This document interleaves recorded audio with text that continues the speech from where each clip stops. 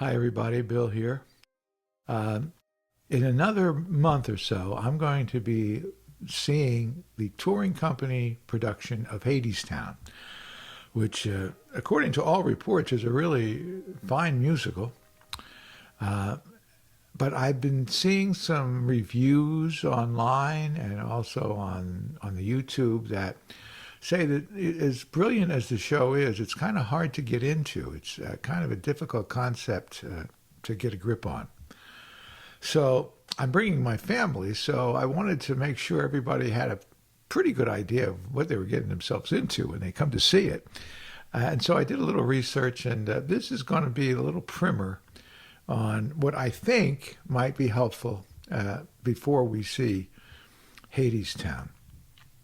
And first of all, I should say that the show is something I've not seen before, but I've seen clips of it. I saw the Tony Awards when they did the scenes from it. It looks very appealing. The music, lyrics, and book are by a young woman named Anais Mitchell. Now, this is Anais Mitchell. She is very young to have become so accomplished. My understanding is she is primarily a performer, a kind of a folk singer type. She's also a songwriter, and this whole concept kind of came to her. Started writing a song or two about this. And remember, this is a myth. You see it right in the title there, a myth, the musical.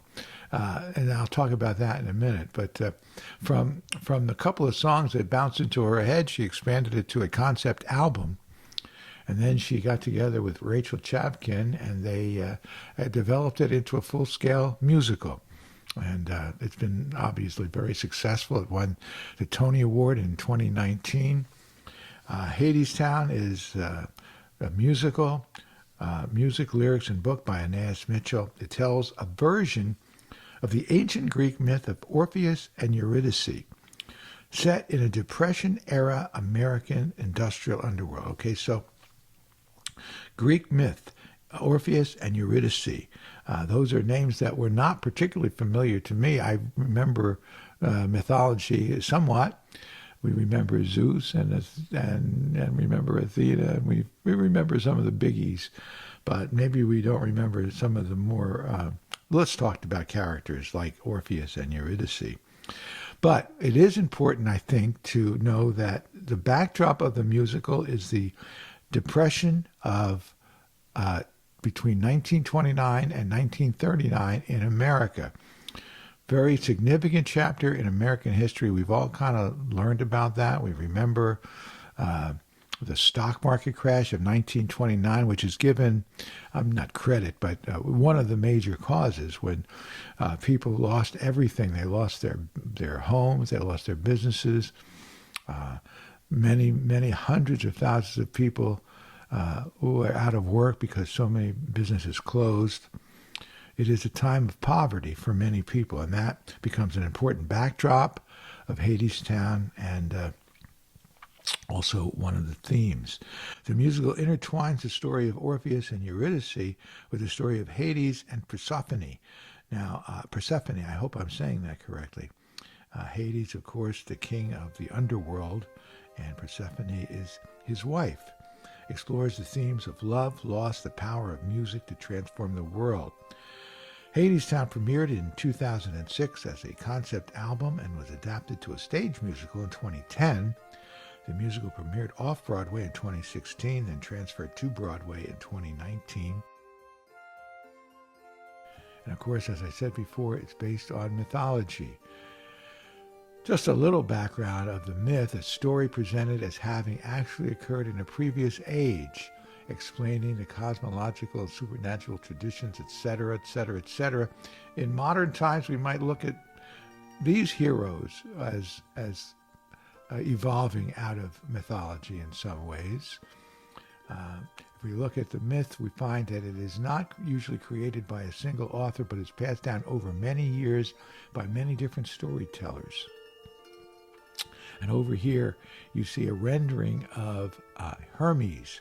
Hermes, a Greek black figure.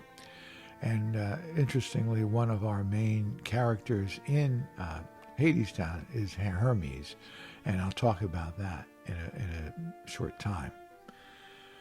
Okay, so let's talk about the story to get an idea of what we'll be seeing here in Hadestown. Orpheus is a gifted musician who can enchant anyone with his music, but he is having financial difficulties during this Depression era. He meets Eurydice, a young lady who is likewise battling to live. The two fall in love. Eurydice is promised by Orpheus that he would take her to Hadestown, where the king, Hades, and there he is, would help and provide her food, shelter, and safety. So it's almost an economic reason for the trip to Hades. And in the myth, it's a slight variation from the myth that I'll talk to a little bit more about that later. Hades is a rich, ruthless king who makes a contract with the devil. In return for their souls, Eurydice is imprisoned in Hadestown after Hades exchanged her soul for the promise of a better life. Hades rejects Orpheus's attempt to persuade him to let Eurydice go. But the goddess of spring, Persephone, and there she is, and she is married to Hades, and she wants to take the side of the young lovers, and she tries to convince Hades to let Orpheus and Eurydice leave Hades, or he agrees finally on one condition, and that condition is Orpheus must lead Eurydice, so he must walk in front of her, leading her out of Hades and into the land of the living. But if Orpheus turns around to confirm that Eurydice is following him, she will return to Hadestown and remain there forever.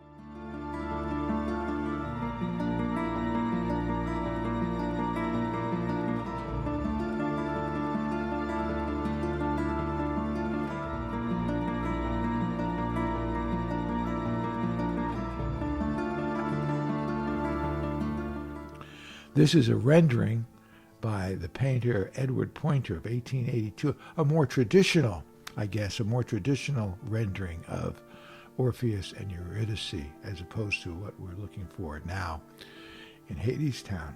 Excuse me. Some of the main characters, we've talked about them really, but let's go over them quickly again. Orpheus, talented musician who travels to Hades to rescue his beloved Eurydice. And there she is herself, young woman Eurydice, trapped in Hades after signing a contract with the devil. Hades, the god of the underworld, who is married to Persephone. And she, of course, kind of tries to stand up for the young lovers. Hermes, I mentioned him early on, is kind of the narrator of the story. And a lot of the commercials and the trailers for Hadestown, even when they did the clip from the Tony Awards, Hermes is the narrator. He is kind of a main character, I guess. You see a lot and hear a lot from him. And I think when we see the show, we're going to have to pay particular attention to Hermes. And the Fates, three sisters who control the destinies of the mortals. I believe these are probably kind of like the Greek chorus that we studied when we studied mythology, who kind of comment on the action of what's going on in the story. So those are kind of the main characters we need to be aware of when we see the show.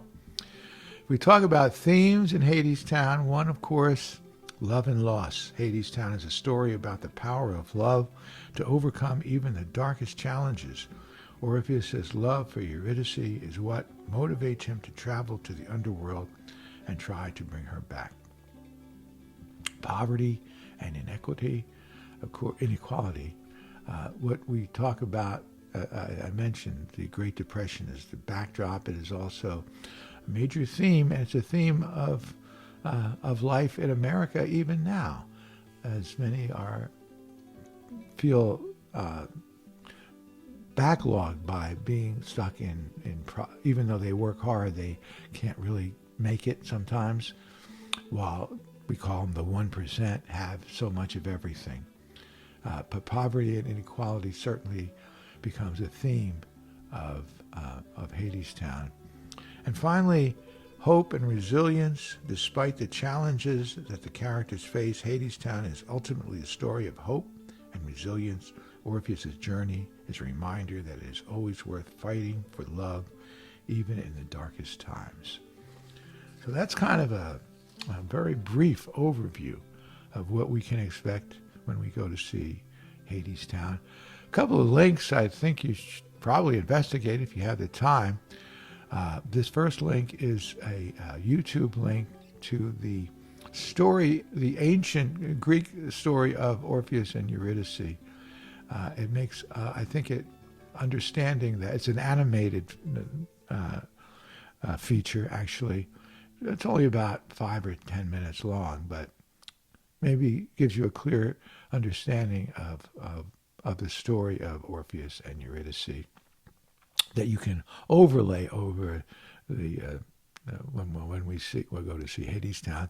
And then the second link is a link to the NPR Tiny Desk concert for Hadestown. It would probably benefit all of us to become somewhat familiar with the music. And the music that I've heard is really terrific. So let's hope that this little primer and these additional links and becoming familiar with the music will help us all to appreciate and enjoy our experience when we see Hadestown. Thank you very much for listening and watching. And as my old hero Gene Shepard used to say, Excelsior.